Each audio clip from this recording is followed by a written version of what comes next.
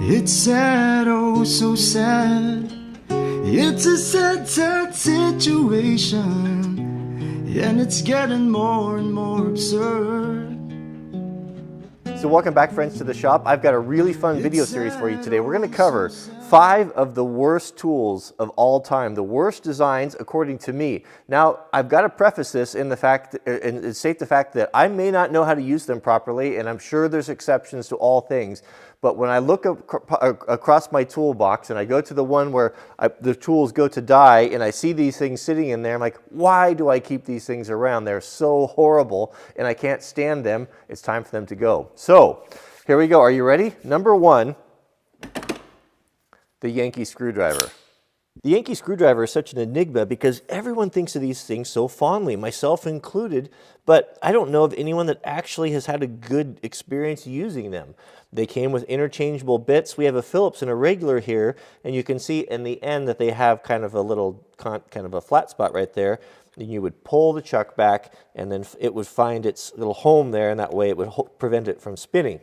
Okay, so let's say we're doing some cabinet work and we want to put a regular screw in, because these are the screws that would have been around most likely when the Yankee screwdriver was invented, not Phillips, which makes them even more difficult to use. And I say, oh, people say, oh yeah, you need to drill a pilot hole. Okay, yeah, I get all that, but we'll change the directions here with the ratchet, because it does go both ways. But even with a pilot hole, they're terrible. Because you have a tool that is so long. I mean, this thing is pushing, what, 2.5 feet in length? It's a very unwieldy thing. And to get your screw started, you have to try to, I mean, it's really terrible. I mean, it's just almost not happening if you don't pre-drill something. And let's say that you do pre-drill it, right? So I've got one that's pre-drilled here, bigger than it probably should be. Yes, it will work, but the chance of this thing misaligning and slipping off and going in and marring your work, of course, it's going to work flawlessly, isn't it? First time ever. That's because I already ran it in that hole. But the point is that it's going to slip off here, and it's going to mar your work because you're putting so much pressure. Now, I should be able to pull it out. If I reverse the chuck, we can see that you can turn it, it will come out. But the risk of that thing slipping off of there, and not really doing a convincing job of showing you how terrible it is. The risk of it coming off of there, it's just you'll try one and you see they're just terrible. Number 2 of the 5 terrible tools is an electronic stud finder. I don't care how much you spend. I don't care who makes it, what model it is. I'll bet I've had a half a dozen of these things kicking around the toolbox. Of course, whenever you pick them up, the battery's dead, and then it's a 9-volt, and no one has a 9-volt battery around.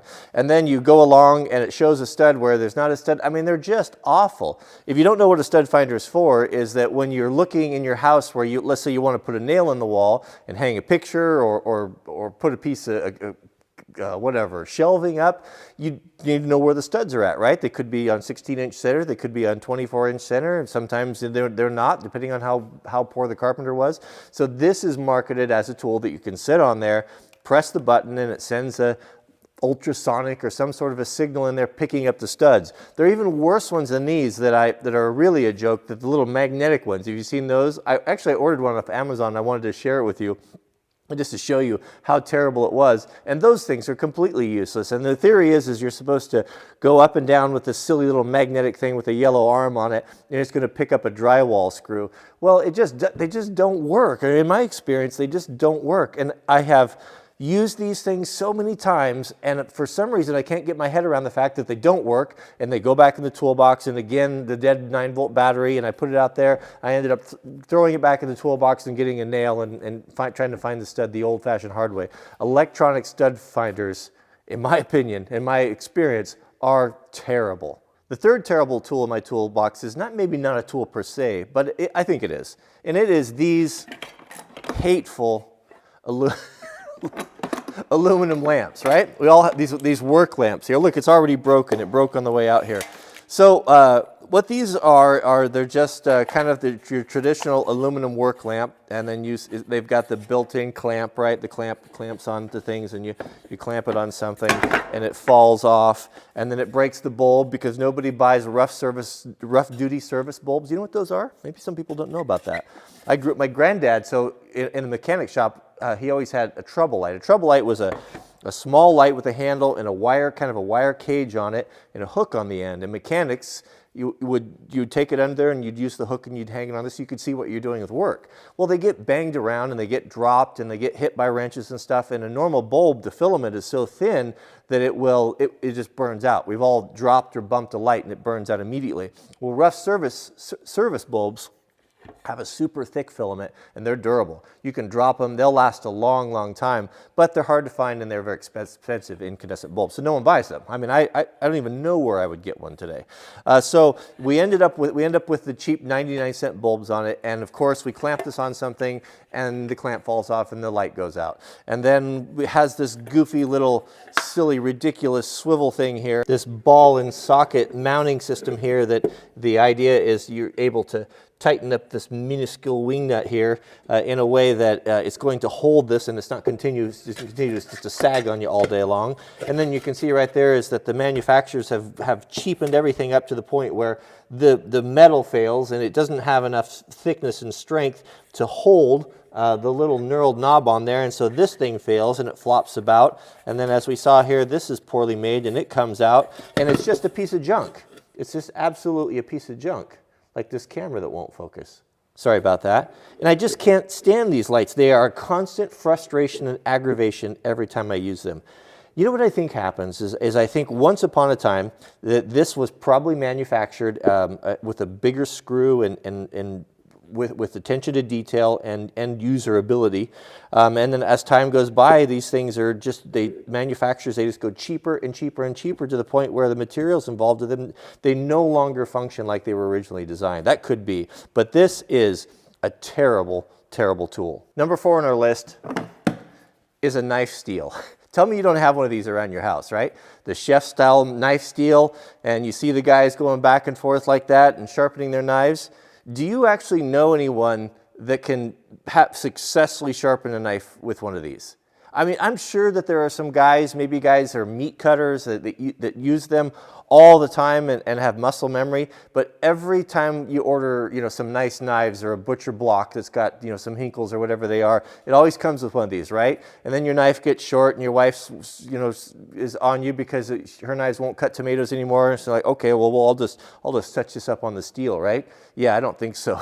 It doesn't work for the uninitiated. It actually does more harm than anything else. Every time I've tried to use one of these stupid knife steels, my edge has suffered greatly from it. A funny story is, I think it was the guy that started Edge Pro Apex, that does the knife sharpener, the angle knife sharpener that Cutlery Lover and Nothing Fancy uses. I think it was him that told me when he was getting started, he had a knife sharpening business. He would go around to restaurants and that, and the first thing that he would do is he would ask, do you have one of these things? Of course, every chef had one, and then with pretty terrible results. He would confiscate them. And his deal was, I will not sharpen your knives if these things are in the kitchen because you ruin everything with them. So I thought it was kind of a funny story. So number 4, the knife sharpening steel is one of the worst things you could possibly have. Now let's finish up on a high note here. Number 5 is without a doubt, is it the Grizzly Universal Socket. Behold the Grizzly Universal Socket. One socket to rule them all. You don't need a whole socket set. You don't need metric. You don't need standard. You don't need any of that. You can just have this one, this one socket that will do everything. If you look on the side even, it goes from 1/4 to 3/4 and 7 millimeters to 19 millimeters. So it is metric and standard. I remember I had a guy that I used to dirt bike with that he carried one of these in his truck, and he said, I don't need a socket set. This is the only socket I'll ever need. I can do anything I want to with this one socket. I don't need them all rolling around. But it does not work very well. So here's the principle. So it's got these, it's actually pretty clever. It's got these little spring rods in there.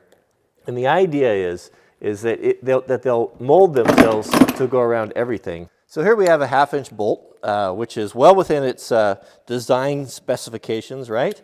We'll put it on ye old Snappy Tom ratchet here and see how our universal socket works here. So you can see that it goes, you have to put a little downward pressure on there, but it goes in there, and those rods, right, it's actually working. That's pretty tight too. Let's tighten it here. Let's see if it'll tighten it here. Let's see. Is it going to stand up? How many times can we use it? Actually, usually it doesn't work. Usually the last time I used one, all the things all came out. Let's try to get on the other one right here.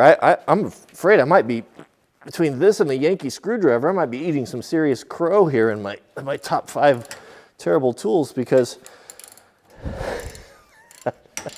that's actually working pretty good, isn't it? That's a long-handled ratchet there. All right, it can't continue to work. Boy, the universal socket's making a fool out of me here. That's a tight one there. Oh, that's not the. Okay, well, you're not gonna. I mean, that's a pretty big bolt there for the universal socket. I'll tighten it back up here.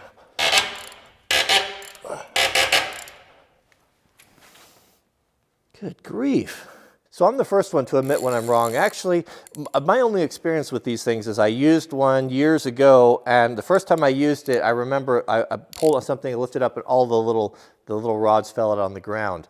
And I was thinking, boy, wouldn't that be nice if you were taking a carburetor off the top of your intake manifold and all these little rods dropped down into your engine and into your valve train. So that was probably not the best tool for mechanics. However, would I recommend all you guys with nice shiny sets of Snap-on sockets, you go and sell metric and standard and replace them with this?